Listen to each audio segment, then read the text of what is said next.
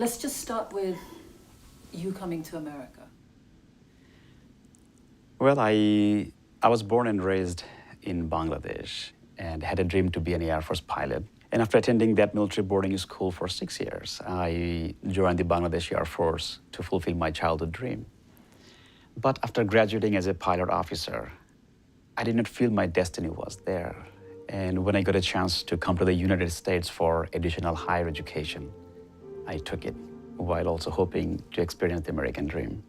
And I moved to Dallas in May 2001. And during this summertime, my friend and I, we opened a gas station. On September 21st, 10 days after 9/11 terrorist attack, a customer walked in wearing bandana, sunglasses, and a baseball cap, holding a sort of double-barrel shotgun. So I opened the cash register, placed all the money on the counter, and offered him. But he was not looking at the money, though. He was looking at me. And then he mumbled a question, "Where are you from?" And before I could finish my sentence, he pulled the trigger from point-blank range. I looked down to the floor and saw blood pouring like an open faucet from the right side of my head. And I remember myself screaming, "Mom," top of my voice. And I placed my hands on my head, thinking I had to keep my brain from spilling out. When it touched my face, I can feel all those all those pellets. Still, I have more than 3 dozen embedded in my face. Once you are hurt, you need a shoulder to lean on. You need someone to hold you, to hug you, to tell you that things will get better.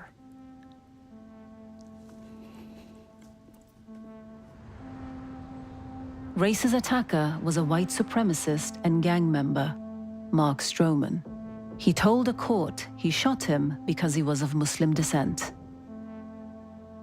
After he shot Race, he walked into another gas station and murdered Vasudev Patel, a Hindu immigrant, thinking he was also Muslim.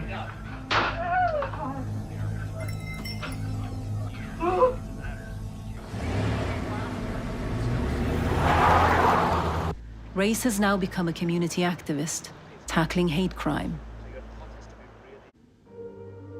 Race's attacker, an extremist called Mark Stroman, was sentenced to be executed. Race says he felt great compassion for the man who had caused him such pain. Hate and revenge may bring temporary satisfaction, but does not bring peace or lasting solution to any situation. His execution would not eradicate hate and violence from this world. We would simply lose another human life without dealing with the root cause. Instead of hating him, I saw him as a human being like me, not just a killer. I saw him as a victim too. It gave me the courage and strength not only to forgive my attacker, but also to start a campaign to save the life of the man who tried to end mine. Race and Stroman were allowed to talk on the phone. So as soon as he came on the phone, I said, "Mark, you should know that I never hated you, and I forgave you." And he said, "Race, thank you so much. I never expected this from you. I love you, bro." And when he said that 2 words, love and bro, it just brought tears in my eyes right there.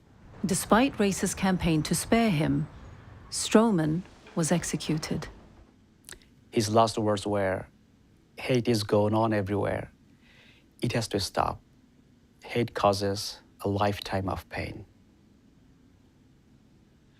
10 years ago, his heart was filled with hate, ignorance, violence, which pushed him to pull the trigger. In his own words, he was never a serial killer, never was a murderer before, but got inspiration from the media, from the people in power, in media and public office, to take up arms against innocent human beings.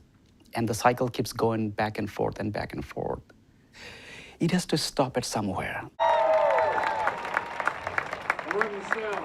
What do we want? Justice! What do we want? Justice! When do we want it? This is Asma Jama, a community activist and organizer.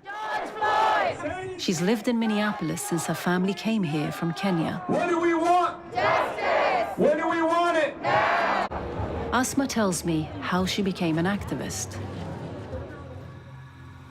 In October 2015, she was with her nieces in a cafe and started talking to them in Swahili. A woman behind her started to insult her. I don't know how to explain to you how she came off so hurtful. She was like, if you're in this country, you speak English or you get out. I turned around just like this to see who was screaming at us all the night. And that's where she got the opportunity. She had the big beer mug and she just threw it. So there was glasses in my eyes. There was glasses everywhere on my face. I'm bleeding too much that I'm losing conscious.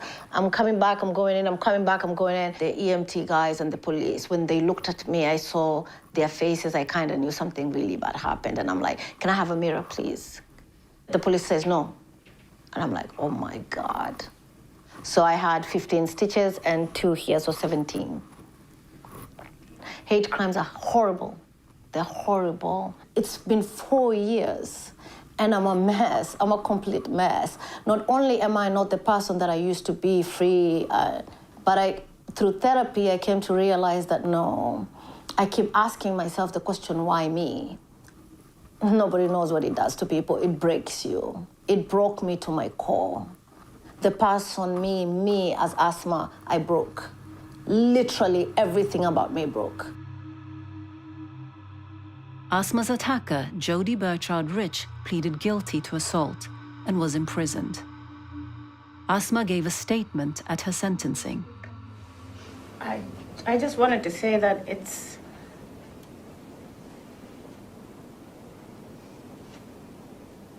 I don't want to do this. If I could ask you if I can talk to the defendant, would that be okay? Sure. Jody, what you did to me that day wasn't good. You should never do anything like that to anybody. But I just wanted to tell you in front of everybody today that I do forgive you. My religion teaches me to forgive so I can move on with my life. I just want you to, at the end of all this, to understand that we're all the same. It doesn't matter what's on my head. It doesn't matter the color of my skin. We're all the same human beings. We're fighting for the same rights. We have to find a way to coexist. We have to find a way to not only coexist, but respect each other.